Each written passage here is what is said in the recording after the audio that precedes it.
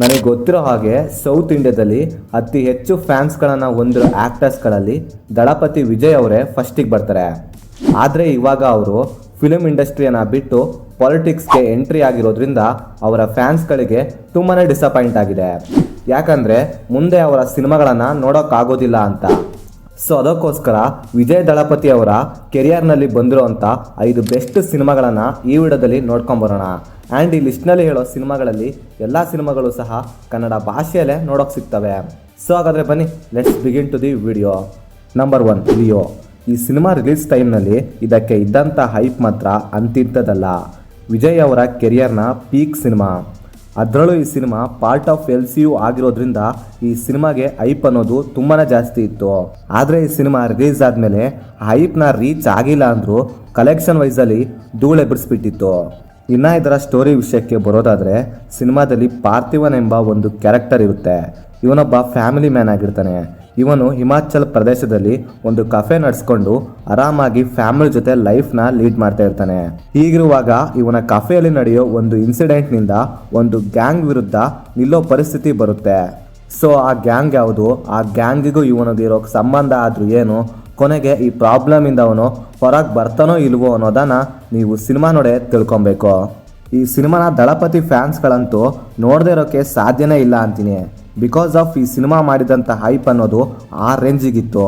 So ನೀವೇನಾದರೂ ಇದುವರೆಗೂ ಈ ಸಿನಿಮಾನ ನೋಡಿಲ್ಲ ಅಂದರೆ ಒಂದ್ಸರಿ ಟ್ರೈ ಮಾಡಿ ನೋಡಿ. ನೆಟ್ಫ್ಲಿಕ್ಸಲ್ಲಿ ಕನ್ನಡ ಭಾಷೆಯಲ್ಲೇ ನೋಡೋಕ್ಕೆ ಸಿಗುತ್ತೆ.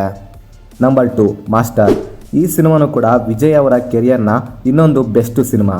ಬಿಕಾಸ್ ಆಫ್ ಇದರಲ್ಲಿದ್ದಂಥ ಡೈರೆಕ್ಟರಿಂದ ಲೋಕೇಶ್ ಕನಗರಾಜ್.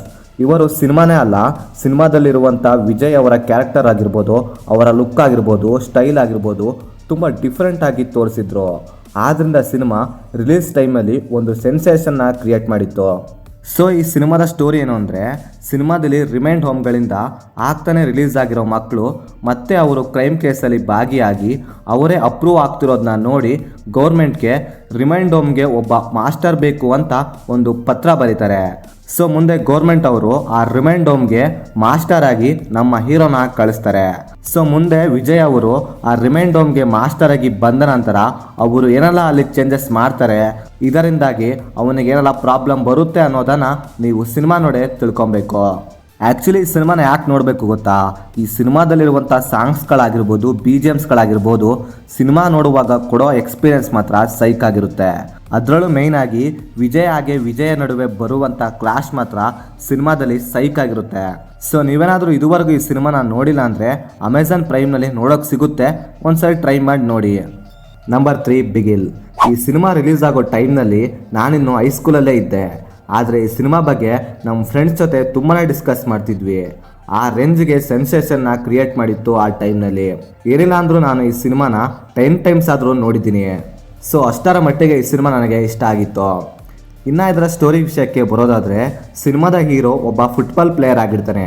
ಇವನು ನ್ಯಾಷನಲ್ ಲೆವೆಲಲ್ಲಿ ಒಂದು ಕಪ್ನ ಗೆಲ್ಲಬೇಕು ಅಂತ ಇವನ ಆಸೆ ಆಗಿರುತ್ತೆ. ಸೊ ಆದರೆ ಆ ಕಪ್ನ ಗೆಲ್ಲೋಕೆ ಇವನ ಕೈಯಲ್ಲಿ ಆಗಿರೋದಿಲ್ಲ. ಸೊ ಆದ್ದರಿಂದ ಇವನು ಮುಂದೆ ಒಂದು ಫೀಮೇಲ್ ಫುಟ್ಬಾಲ್ ಟೀಮ್ಗೆ ಕೋಚ್ ಆಗಿ ಆ ಟೀಮ್ನ ಮುಂದೆ ಚಾಂಪಿಯನ್ ಮಾಡಿ ಕಪ್ನ ಗೆಲ್ಲೇಬೇಕು ಅಂತ ಡಿಸೈಡ್ ಮಾಡಿರ್ತಾನೆ. ಸೊ ಇಲ್ಲಿಂದ ಮುಂದೆ ಈ ಪ್ರೋಸೆಸ್ಸಲ್ಲಿ ಅವನಿಗೆ ಏನೆಲ್ಲ ಪ್ರಾಬ್ಲಮ್ ಬರುತ್ತೆ, ಕೊನೆಗೆ ಅವನು ಕಪ್ನ ಗೆಲ್ತಾನೋ ಇಲ್ವೋ ಅನ್ನೋದನ್ನು ನೀವು ಸಿನಿಮಾ ನೋಡೇ ತಿಳ್ಕೊಬೇಕು. ಆ್ಯಕ್ಚುಲಿ ಈ ಸಿನಿಮಾ ಬರೋ ತನಕ ವಿಜಯ್ ಅವರ ಮಾರ್ಕೆ ಒಂದು ರೇಂಜಿಗಿತ್ತು. ಆದರೆ ಈ ಸಿನಿಮಾ ಬಂದಾದ್ಮೇಲೆ ಅವರ ಕೆರಿಯರ್ ಅನ್ನೋದು ಪೀಕ್ ಲೆವೆಲ್ಗೆ ತಗೊಂಡೋಯ್ತು. ಆ ರೇಂಜ್ಗೆ ಈ ಸಿನಿಮಾ ಸೆನ್ಸೇಷನ್ನ ಕ್ರಿಯೇಟ್ ಮಾಡಿತ್ತು. ಸೊ ನೀವೇನಾದರೂ ಈ ಸಿನಿಮಾನ ಇದುವರೆಗೂ ನೋಡಿಲ್ಲ ಅಂದರೆ ಒಂದ್ಸರಿ ಆದರೂ ಈ ಸಿನಿಮಾನ ನೋಡಿ. ಸಿನಿಮಾ ಜಿಯೋ ಹಾಟ್‌ಸ್ಟಾರಲ್ಲಿ ಕನ್ನಡ ಭಾಷೆಯಲ್ಲೇ ನೋಡೋಕೆ ಸಿಗುತ್ತೆ. ನಂಬರ್ 4, ಸರ್ಕಾರ್. ಇದೊಂದು ಪೊಲಿಟಿಕಲ್ ಡ್ರಾಮಾ ಸಿನಿಮಾ. ಇನ್ನು ಸಿನಿಮಾದ ಸ್ಟೋರಿ ವಿಜಯ್ ಅವರ ಲೈಫ್ಗೆ ತುಂಬಾ ರಿಲೇಟಬಲ್ ಆಗಿರುತ್ತೆ. ಯಾಕಂದರೆ ಸಿನಿಮಾದಲ್ಲಿ ವಿಜಯ್ ಅವರು CM ಆಗ್ತಾರೆ. ಅದೇ ಥರ ರಿಯಲ್ ಲೈಫ್ನಲ್ಲೂ ಕೂಡ ವಿಜಯ್ ಅವರು ಈಗ CM ಆಗಿದ್ದಾರೆ. ವಾಟ್ ಎ ಕೋ ಇನ್ಸಿಡೆಂಟ್ ಅಲ್ವಾ. ಇನ್ನು ಸಿನಿಮಾದ ಒನ್ಲೈನ್ ಸ್ಟೋರಿ ವಿಷಯಕ್ಕೆ ಬರೋದಾದರೆ, ಸಿನಿಮಾದಲ್ಲಿ ವಿಜಯ್ ಅವರು ದೊಡ್ಡ ಬಿಸ್ನೆಸ್ ಮ್ಯಾನ್ ಆಗಿರ್ತಾನೆ. ಇವನು ಇಂಡಿಯಾದಲ್ಲಿ ನಡೆಯುತ್ತಿರುವಂಥ ಎಲೆಕ್ಷನ್ಗೋಸ್ಕರ ಫಾರಿನಿಂದ ಇಂಡಿಯಾಗೆ ವೋಟ್ ಹಾಕೋಕ್ಕೋಸ್ಕರ ಬಂದಿರ್ತಾನೆ. ಸೊ ಆದರೆ ವೋಟ್ ಹಾಕೋ ಪ್ರೊಸೆಸ್ನಲ್ಲಿ ವೋಟರ್ ಲಿಸ್ಟ್ನಲ್ಲಿ ಇವನ ಹೆಸರು ಇಲ್ಲದೆ ಇರೋದನ್ನ ನೋಡಿ ತುಂಬ ರಚ್ಚಿಗೆ ಹೇಳ್ತಾನೆ. ಸೊ ಈ ಇನ್ಸಿಡೆಂಟ್ನ ನಂತರ ಇವನು ಆ ಎಲೆಕ್ಷನ್ಗೆ ನಿಂತು CM ಆಗಬೇಕು ಅಂತ ಡಿಸೈಡ್ ಮಾಡ್ತಾರೆ. ಸೊ ಮುಂದೆ ಈ CM ಆಗೋ ಪ್ರೊಸೆಸ್ನಲ್ಲಿ ಇವನಿಗೆ ಏನೆಲ್ಲ ಪ್ರಾಬ್ಲಮ್ ಬರುತ್ತೆ, ಕೊನೆಗೆ ಅದನ್ನೆಲ್ಲ ಎದುರಿಸಿ ಇವನು CM ಆಗ್ತಾನೋ ಇಲ್ವೋ ಅನ್ನೋದನ್ನ ನೀವು ಸಿನಿಮಾ ನೋಡೇ ತಿಳ್ಕೊಬೇಕು. ಸೊ ನೀವೇನಾದರೂ ಒಂದೊಳ್ಳೆ ಪೊಲಿಟಿಕಲ್ ಡ್ರಾಮಾ ಸಿನಿಮಾನ ನೋಡ್ಬೇಕು ಅಂದ್ಕೊಂಡಿದ್ರೆ ಈ ಸಿನಿಮಾನ ಒಂದ್ಸರಿ ಟ್ರೈ ಮಾಡಿ ನೋಡಿ. ಸಿನಿಮಾ ಜಿಯೋ ಹಾಟ್‌ಸ್ಟಾರಲ್ಲಿ ಕನ್ನಡ ಭಾಷೆಯಲ್ಲೇ ನೋಡೋಕೆ ಸಿಗುತ್ತೆ. ನಂಬರ್ 5 ಮೆರ್ಸಿಲ್. ಈ ಸಿನಿಮಾಗೆ ಅಂತಾನೆ ಒಂದು ಸಪ್ರೇಟ್ ಫ್ಯಾನ್ ಬೇಸೇ ಇದೆ ಕಣ್ರಿ.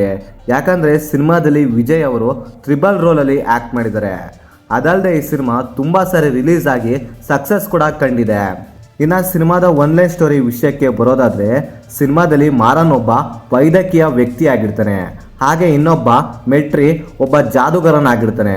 ಇಬ್ಬರು ಕೂಡ ಭ್ರಷ್ಟಾಚಾರದ ವಿರುದ್ಧ ಹೋರಾಡ್ತಾ ಇರ್ತಾರೆ.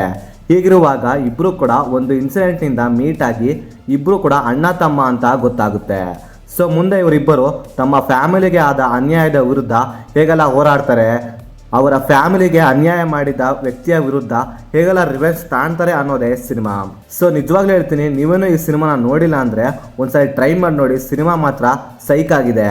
ಆ್ಯಂಡ್ ಈ ಸಿನಿಮಾ ಸಿಗೋದು ಜಿಯೋ ಹಾಟ್‌ಸ್ಟಾರಲ್ಲಿ ಕನ್ನಡ ಭಾಷೆಯಲ್ಲೇ ನೋಡೋಕೆ ಸಿಗುತ್ತೆ. ನೋಡದೇ ಇರೋರು ಒಂದ್ಸರಿ ಟ್ರೈ ಮಾಡಿ ನೋಡಿ. ಸೊ ಇದಾಗಿತ್ತು ಫ್ರೆಂಡ್ಸ್ ವಿಜಯ್ ಅವರ ಕೆರಿಯರ್ನಲ್ಲಿ ಒನ್ ಆಫ್ ದಿ ಬೆಸ್ಟ್ ಸಿನಿಮಾಗಳು. ಸೊ ಇವುಗಳನ್ನು ಬಿಟ್ಟು ಇನ್ನೂ ತುಂಬ ಸಿನಿಮಾಗಳು ಇದ್ದಾವೆ, ಅವುಗಳನ್ನು ಬೇಕಂದ್ರೆ ಹೇಳಿ ಪಾರ್ಟ್ 2 ವಿಡಿಯೋ ಮಾಡ್ತೀನಿ.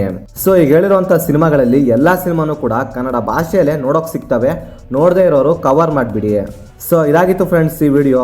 ನಿಮಗೇನಾದರೂ ಈ ವಿಡಿಯೋ ಇಷ್ಟವಾಗಿದ್ದರೆ ಒಂದು ಸಬ್ಸ್ಕ್ರೈಬ್ ಮಾಡಿ, ಒಂದು ಲೈಕ್ ಮಾಡಿ.